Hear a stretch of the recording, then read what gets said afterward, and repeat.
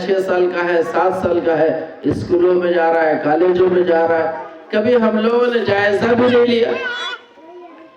یہ بات سمجھنے کی ہے۔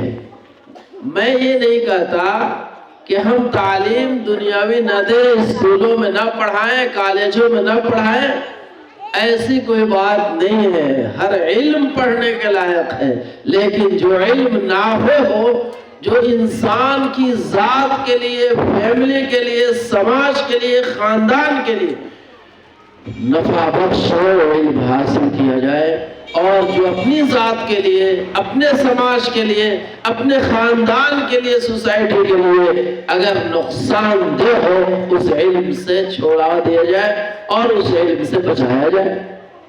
قرآن پاک میں فرمایا گیا، جو سب سے پہلے وحی نازل ہوئی ہے، اقرأ بسم ربک الذی خلق، خلق الانسان من علق، اقرأ وربک الاکرم الذی علم بالقلم۔ یہ 5 آیتیں ہیں جو سب سے پہلے اللہ تبارک و تعالی نے امت محمدیہ پر سرور کائنات جناب محمد رسول اللہ صلی اللہ علیہ وسلم کے واسطے سے نازل فرمائی۔ اس میں کیا ہے؟ کیا فرمایا گیا ہے؟ قرآن نازل ہو رہا ہے، نبی کریم صلی اللہ علیہ وسلم غار حرا میں ہیں، مہینوں عبادت کر رہے ہیں، حضرت جبرائیل علیہ السلام وحی لے کر آ رہے ہیں، اقرأ پڑھو۔ کیا پڑھو؟ انگریزی پڑھا جائے، سائنس پڑھا جائے، جغرافیہ پڑھا جائے، قرآن پڑھا جائے، دین پڑھا جائے، کیا پڑھا جائے؟ اس کو چھپا دیا گیا، پڑھو جو پڑھنا ہے، منع نہیں ہے۔ اگر تمہارا لڑکا ڈاکٹری میں آگے بڑھ رہا ہے، بڑھاؤ آگے، قرآن نے منع نہیں فرمایا، شریعت میں منع نہیں کیا گیا۔ اگر انجینئر بن رہا ہے، اگر اس کا دماغ چل رہا ہے کمپیوٹر کی طرح، انجینئر بناؤ، اعلیٰ ڈگریوں کا فائز کرو، ماسٹر بناؤ، ڈاکٹر بناؤ، ڈی ایم بناؤ، کلیکٹر، آئی ایس افسر، ہمارا لڑکا بننا چاہیے، لیکن شرط کیا ہے؟ اقرأ بسم ربک الذی خلق، پڑھو اپنے اس پروردگار کے نام سے جس نے تم کو پیدا کیا۔ اس احسان کو نہیں بھولنا ہے، اپنے پروردگار کو نہیں بھولنا ہے۔ علم آئے تو اللہ بھی یاد رہے، مسجد چھوٹے نہیں۔ علم آئے تو ساتھ ساتھ نمازوں میں پہنچنا چاہیے، علم آئے تو اپنے ماں باپ کی خدمت بھی آنا چاہیے، سماج میں دوسرے کے جو حقوق ہمارے اوپر ہیں وہ حق ادا ہونا بھی چاہیے۔ بہنوں کا حق مارنے والا وہ علم ہمیں مطلوب نہیں ہے۔ جو اس علم سے انسان ایک دوسرے کا خونخوار بنتا ہوا نظر آئے، ایسا علم شریعت کے اندر پسندیدہ نہیں ہے، اور نہ اللہ تبارک و تعالی نے اس کی تعلیم دی۔ پڑھنا تو ہے، پڑھے، بہت سارے علوم ہیں دنیا کے۔ اچھا، اس وقت اگر ہم نظر اٹھا کر دیکھیں، جو اس وقت تعلیم یافتہ طبقہ اپنے آپ کو کہلاتا ہے، جو ڈاکٹر ہے، انجینئر ہے اور بڑے بڑے ڈگریوں پر فائز ہے، وہ کہتا ہے کہ ہم تعلیم یافتہ ہیں۔ ٹھیک ہے، ہمارے بچے اس پورے علاقے سمجھیے، پورے بلاک سطح پر ہمارے کتنے بچے ہیں مسلم جو آئی ایس افسر بنے؟ کبھی جائزہ لیا ہم نے؟ ہمارے بچے پہنچتے میٹرک آگے ایم اے بی اے کرتے کرتے ہم تعلیم چھوڑا دیتے کہ گھر میں کھانے کو نہیں ہے، چلو کام کرنا ہے، چلو اب کپڑے میں محنت کرنا ہے، سلائی ماسٹر بنے گا، لکڑیوں میں محنت کرنا ہے، اب جو ہے بڑھے مستری بنے گا، اور دیگر چیزوں پر محنت کرا کر کے، اینٹ گارے پر محنت کرا کر کے راج مستری بنے گا۔ اب جو ہے تو پیسے لانے والے بنو، آگے اب تعلیم کی ضرورت نہیں۔ اس علم میں تو بھی اپنے بچوں کو آگے بڑھائیں۔ اس پورے علاقے میں آپ دیکھیں کتنے آئی ایس افسر ہمارے بچے بنے، کتنے بنے، کتنے ڈی ایم کے پد پر ہیں، ایس پی کلیکٹر کے پد پر ہیں۔ نہیں ہے، ادھر بھی تعلیم نہیں ہے، ادھر بھی نہیں ہے، نہ خدا ہی ملا، نہ وہ صالح صنم، نہ ادھر کے رہے نہ ادھر کے رہے۔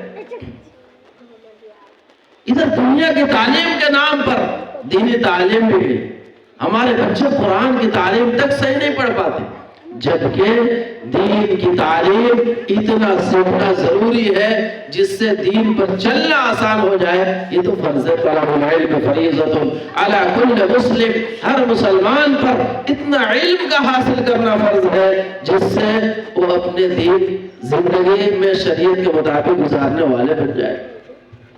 لیکن اتنا بھی نہیں ہے ہمارے یہاں. بچے قرآن بھی صحیح ڈھنگ سے نہیں پڑھ پاتے اور اس کی فکر مندی بھی نہیں ہے. ضرورت اس بات کی ہے، اور خاص طور سے اس وقت جو موجودہ صورتحال ہے، ان حالات میں قرآن کی ضرور تعلیم دیں اور اتنا پڑھائیں کہ دنیا والے کہتے پھریں کہ تم اپنے بچے کو کیا بنا رہے ہو، مولوی صاحب، عالم صاحب، حافظ صاحب، اس سے کیا ہوگا. آپ یہ سمجھیے، یہ کہیے ان کو، اس سے کیا ہوگا، اس سے وہ ہوگا جو دنیا اور آخرت میں بھلائی کا ذریعہ بنے گا. دنیا میں بھی یہ علم والے، قرآن والے اور حدیث پڑھنے والے، دین اور شریعت کی تعلیم حاصل کرنے والے دنیا میں بھی بھوکے نہیں مریں گے، عزت کی نگاہ سے دیکھے جائیں گے. کیوں؟ اس لیے کہ عزت کسی انسان کی دی ہوئی نہیں ہے. خیرکم من تعلم القرآن وعلمہ، یہ اس کی عزت دی ہوئی ہے جو اللہ کے بعد جس کا مقام و مرتبہ سب سے بلند ہے، سرور کائنات جناب محمد رسول اللہ صلی اللہ علیہ وسلم نے فرمایا تم میں سب سے اچھا انسان وہ ہے جو قرآن پڑھے اور پڑھائے. ہم تو وہ تعلیم دلانے والے ہیں، ہم یہ ان کو جواب دیں. ہمارے بچے پڑھے. نبی کریم صلی اللہ علیہ وسلم نے تو یہاں تک فرما دیا کہ اگر تمہارا لڑکا دیکھ کر قرآن پڑھنے والا بن جائے، ناظرہ، ماں باپ کے سارے گناہ معاف ہو جائے. اور اگر حافظ قرآن بن جائے تو کیا پوچھنا. خاندان بھی جا رہا ہے، جن پر جہنم واجب ہو چکی ہے ان کو بھی بخشوا رہا. یہ کوئی معمولی بات نہیں ہے. اللہ کے ہاں، اللہ کے دربار میں سفارشی کا حق مل جائے.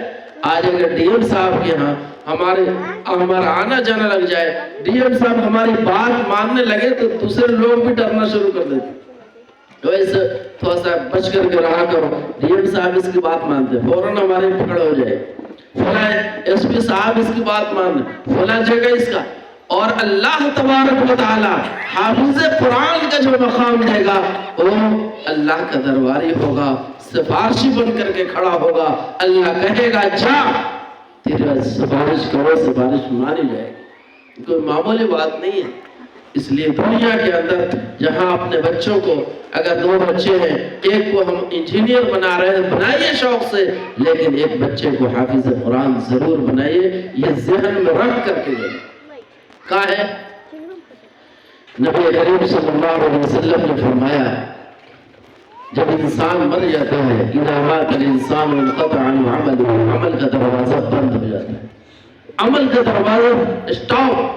اب کچھ نہیں کرنا ہے. جو آپ نے کیا اب اس کا بدلہ ملنے والا ہے. اب کچھ نہیں. لیکن 3 کام کر کے دنیا سے گیا ہے، اس کا ثواب بند نہیں ہوگا قیامت تک. اس میں سے ایک کام یہ بھی ہے کہ اپنی اولاد کو دینی تعلیم سے راستہ کرا دیا، نیک صالح بنا کر کے اپنی اولاد کو دیا. ظاہر ہے نیک اولاد بن جانا ہی، چاہے اس کے لیے دعا کرے یا نہ کرے، نیک اولاد نیکی کا جو بھی کام کرے گا ماں باپ کو بھی اس کا ثواب کا حاصل ہوگا.